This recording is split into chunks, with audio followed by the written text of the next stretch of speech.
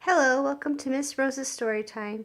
We are still reading about Carry On Mr. Bowditch, and we are in chapter 15. I hope all has been well with you over the weekend. I hope you are encouraged to read 30 minutes every day. Alright, here we are. Carry On Mr. Bowditch, and we are going to be in chapter 15.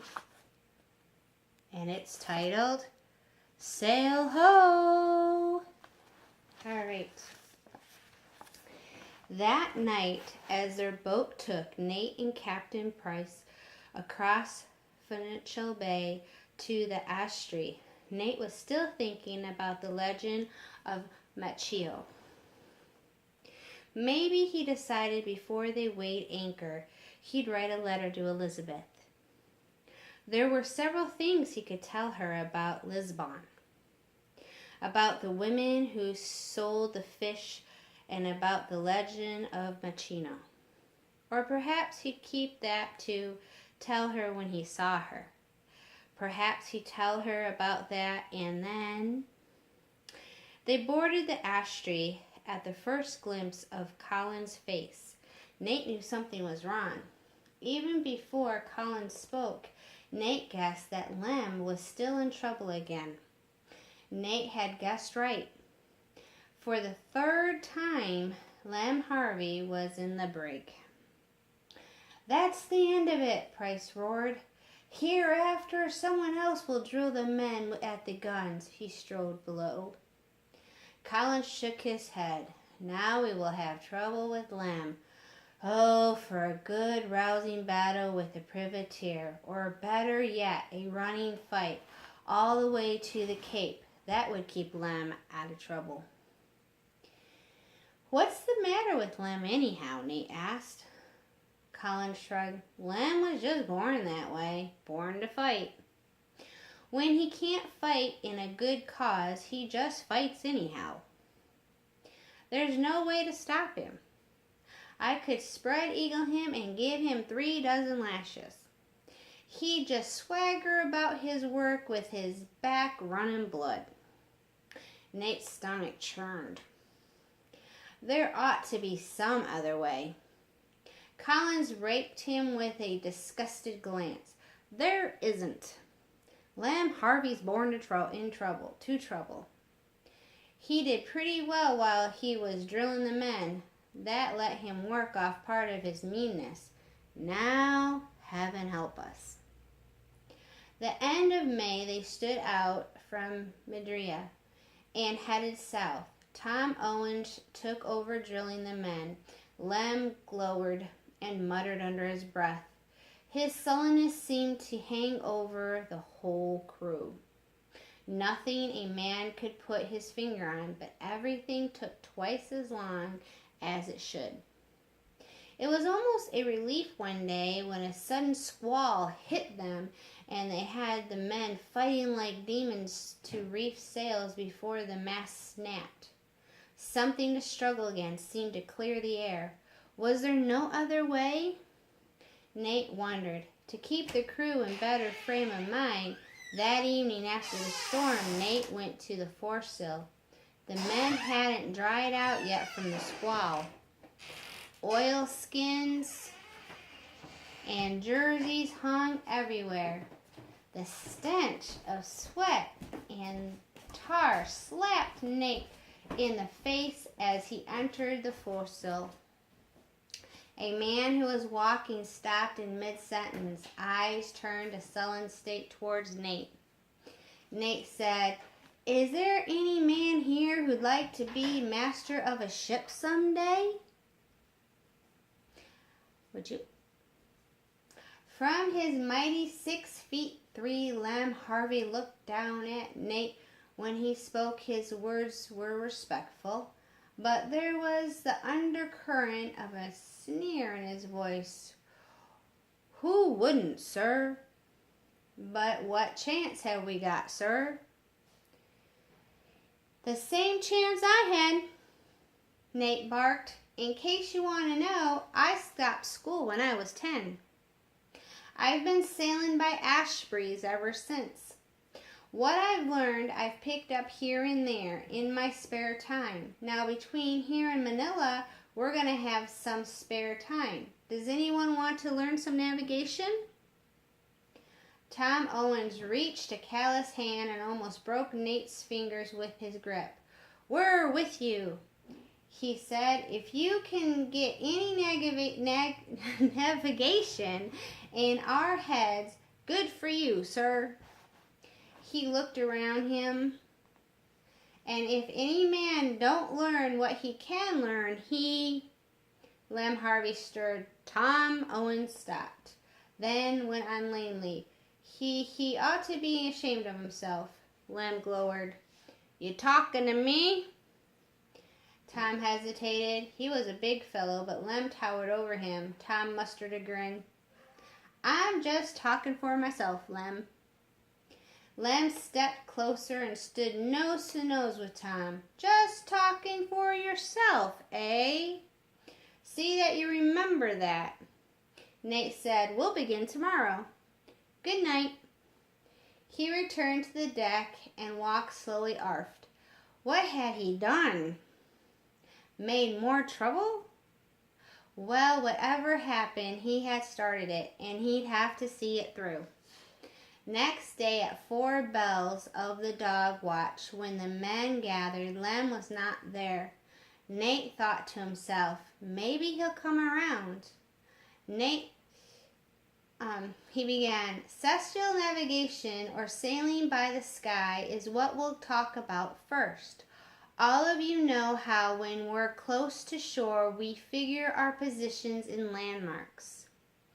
And you know how when we're out of sight of land, we figure our positions by, well, we might call them sky marks. The stars, the sun, the moon." After a little, the men stirred restlessly. Nate felt someone behind him. Out of the corner of his eye, he saw Lem Harvey glowering. Nate went on talking, trying to make a far-off star seem more important than Lem Harvey's nearby glare. The weeks passed. Lem still glowered and muttered, but he was not affecting the crew with his mood now. They were standing a little straighter and working a little more smartly. It did things to a man, Nate thought, to find out he had a brain.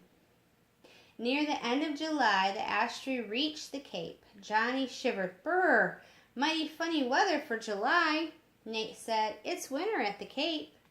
"In July, sir?" "The weather's upside down," Nate told him, and with a cannonball and a lantern, he showed Johnny how the earth goes around the sun. You see, the axis of the earth from the north to the south pole leans on a slant, like that. So as the earth goes around the sun, first the sun shines straight down on this part, and then on that, along about the end of June. The sun is shining straight down up here, as far north as it ever does. So north of the equator where we live is the beginning of summer. But down here, south of the equator, it's the beginning of winter. Johnny shivered again. "I hope it won't be this cold all the way to Manila." "It won't," Nate promised him. After we doubled the Cape, we'll be sailing towards the equator again." Again, the passage around the Cape of Good Hope meant one long struggle against headwinds. For 3 days and nights, the watches seemed endless, and the men turned and all standing. Remember, that means they go to bed with their clothes still on. They left the storm behind and sailed north into the Indian Ocean. "I'm glad that's over," Johnny muttered. Then, a bit glumly, he added, "But there's always something I wonder what next." The "what next" was a warning cry from the lookout. Nate was on watch when it came. "Sail ho!" Off the labor bow. Lem did not wait for a command. He dashed forward, bellowing, "All hands on deck and man the guns!" Before the strange ship was close enough for the lookout to see her colors, the guns were cast loose and ready for action. But that was not fast enough for Lem. He roared, "Get those matches lit!" And soon men stood ready, blowing on the end of the long, slow-burning rope to keep it lit. Captain Price was on the quarterdeck with his spyglass. Nate hailed the lookout. "What colors is she flying?" The lookout had never seen the colors before, an ensign with a Union Jack and red and white stripes. "Some country ruled by England," Nate said. Price laughed, a short bark. "Huh! It's the flag of East Indian Company, Mr. Bowditch." Nate felt his face get hot. "Oh, I thought it was a country." Price shrugged. "You weren't so far wrong at that. There's many a nation without half as much power as the East Indian Company. They've held their charter almost 200 years. When Queen Elizabeth gave it to them, she gave them enough power to hold their own against the Dutch. They've still got that power. They can take over land, wage war, and make peace. They've got their own ships, own uniforms, own flags. They've got a bigger and better trained army than we've ever had. When England got into this war with France, do you know what the East Indian Company did? They turned over a dozen frigates, well armed and fully manned. A dozen frigates! The ship of the East Indian Company did not seem interested in the Astray. She held to her course and disappeared. Lem bellowed, "Secure your guns!" He sounded disgusted. At the sound of Lem's voice, Captain Price stared towards him. For the first time, Nate remembered that Lem wasn't supposed to have charge of the guns. He saw Lem's jaw stiffen, his face grow sullen. Nate spoke quickly. "Captain Price, I ordered Lem to handle the guns. He was on my watch, and I..." Captain Price said, "I see. Send him arf." Lem Harvey came. Price eyed him up and down. At last he spoke. "How did your men do? Were they fast enough?" Lem's head jerked up. He grinned. "They were terrible, sir. Thumb-fingered fools, the lot of them." Captain Price said, "Mr. Collins, have the men drill twice a day until further orders. Have Lem and Tom divide the detail." A smile twitched Collins' face. "Aye, aye, sir." That night, Nate was on deck after his watch, standing at the rail, watching the sky. "Mr. Bowditch, sir?" A voice rumbled softly. "Yes, Lem?" "Begging your pardon, sir, but I didn't hear you order me to handle the guns this morning." "Didn't you? I guess you were making so much noise yourself you couldn't hear anything." "Aye, aye, sir." Lem shuffled to his feet. "Mr. Bowditch, sir?" "Yes, Lem?" I'm dumb. About book learning, I mean. Do you think you could teach me anything without bawling me out?" "Yes, but I couldn't teach you much as long as you bawled yourself out." "Huh, sir?" "I mean, suppose you made a little mistake, or didn't understand something right away. If you wasted my time cursing and yelling, I can't get that. What's the use? Then I shouldn't teach you." But, for a long time Lem was silent. Then he chuckled. "Mr. Bowditch, sir, heaven help you. But you've got yourself a job." They shook hands on it. Now when Nate taught the rest of the crew, Lem stood listening. Whenever Nate and Lem had a spare minute, he taught Lem alone, so that he could catch up with the others. At first it was slow work, in spite of everything. Lem's anger would blaze at himself, and he would storm and rage. Time and again, Nate said, "You're wasting time, Lem." Finally, Lem settled down, and he learned so fast that he surprised even Nate. The Astrid crowded sail now, moving north and east through pleasant weather.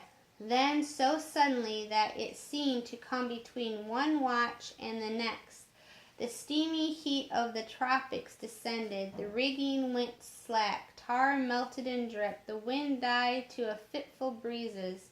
Men pumped endless buckets of water and carried them aloft to douse the sails so they would catch what little breeze blew. Between his watches, Nate worked over his notes to figure out how to teach the men. One night near 8 bells, the first watch, Johnny came to Nate's cabin with teeth chattering with fright. "Mr. Bowditch, sir, come quick. There's something wrong with the water. We're sailing into something." Nate hurried topside. All hands were on deck, standing in silent huddles. Nate went forward to the bow where Collins and Lem were staring into the water. Johnny's teeth were still chattering. The ocean's on fire. It'll burn us up." It was enough to frighten anyone. Nate admitted to himself. Where the bow of Astrid cut the water, waves of the white fire curled back. Captain Price joined them forward. He stared at the water, too, and ordered the bucket lowered. Lem bent on the rope, lowered a bucket, and pulled. The bucket rose from the water, rope bail and sides dripping white fire. Lem hesitated, swallowed hard, and brought the bucket up. Captain Price held a lantern close. The glow disappeared. He ordered the lantern covered, and once more the fire glowed. They leaned close to study the water. In the darkness, they could see millions of tiny glowing specks dashing about in the water. Excuse me. "Phosphoruses," he said. He stood by the bow a moment, staring down at the curl of white fire. "What's your course, Mr. Collins?" "Due east, sir." "Very good." He turned and strode below. Lem dumped the water overboard. A cascade of white fire streamed down. 8 bells came. The larboard watch lay below. The men of the starboard watch hesitated, shuffled their feet, then went to their posts. Lem stalled around the longest. He cleared his throat. Mr. Bowditch, sir? What did the captain mean? I mean, if you could think of something for me to tell the others. Some of them are scared, sir." "You've seen fireflies, haven't you, Lem? Lightning bugs?" "Sure, Mr. Bowditch." "These must be tiny sea animals that glow in the dark like fireflies." Lem released his breath in a long sigh. "Oh, sure, like fireflies. I'll tell them, sir. Some of the poor fools are scared." Toward 6 bells of Nate's watch, the water cleared. Lem swaggered aft. "All gone, ain't it?" "Too bad, sir. It was kind of pretty." Nate's watch ended. He was below and just dropping off to sleep when he heard the cry, "Land ho!" The lookout must have sighted Java Head. Nate rolled over and went to sleep. If the stories they had heard in Lisbon were true, they would all need rest before they faced the days ahead of them. They must beat their way between Java and Samarda, fighting against the swift current of Sunda Strait.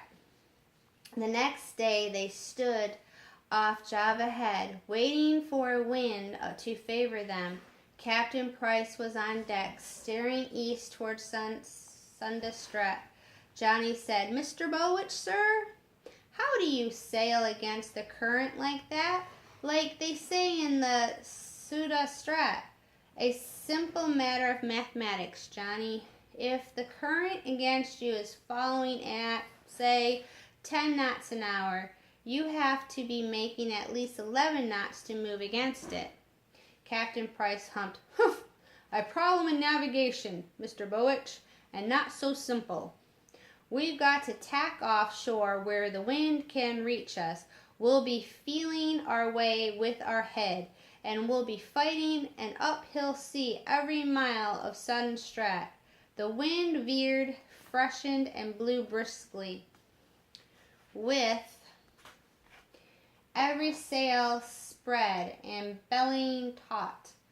The Astray moved sluggishly against the current. Nate looked aloft into the rigging and found himself clenching his fists and holding his breath, trying to will more speed into his ship. The wind slackened. The sails lost their taut curves. The Astray shuddered, stood still, and then began to swing sideways in the current, pouring like a mighty river through the strat. Nate jerked to attention and snapped orders. Men dropped the anchors. Hour after hour crawled by, and the waters crawled at the Astray, trying to drive her back. The sun rose to its zenith and poured down mercilessly heat. Afternoon came, then the sudden night of the tropics swallowed them in blackness. But night brought little relief from the heat. Men slumped on the deck and tried to snatch sleep. At 4 bells of the first watch, the wind freshened. Men leaped to the capstan and heaved the anchor. Slowly the Astray crawled forward, stopped again, and began to swing sideways. 1 day, 2 days, and 3. They fought to make headway. Sometimes they moved a mile before they were forced to anchor again. Sometimes only half a mile. Sometimes it seemed the huge dripping anchors barely broke water before the wind died again. The 4th day, when the Astray lay at anchor, her sails slimp, another ship passed them, moving steadily against the current. Johnny was so angry he almost wept. "Look at that, sir, look! What's the matter with us? How can that one pass us?" "She's in ballast and riding high," Nate explained wearily. "Her topsails and royals are catching a breeze that's too high for us." After 1 week, the men were hollow-eyed, staggering with weariness. A smart breeze rose about the beam. They were almost too tired to cheer, but not too tired to get the Astray under way in jig time. The wind increased with every sail filled. The Astray heeled over and moved smartly. Johnny cheered, "Hooray! This time we make it!" The wind veered sharply and threatened to drive them ashore. They fought to bring the Astray far enough into the wind to keep her from going aground. The wind died again. They anchored. Lem Harvey glared down at Johnny. "When we're moving again, if we ever are, you open your mouth and I'll keel haul you." Then he grinned. "More and more often," Lem topped off a roar with a grin. "Leastwise, I'll have a notion to." Well, that's the end of chapter 15. I hope you enjoyed it. I hope you read 30 minutes every day. You can write me at P.O. Box Old Swainsboro Road, 232. P.O. Box 232, Old Swainsboro Road, Twin City, Georgia, 30471. Send me your ratings and pictures and things, and I'll consider to share them. Please like, share, and subscribe. Have a great week. All right, until next time.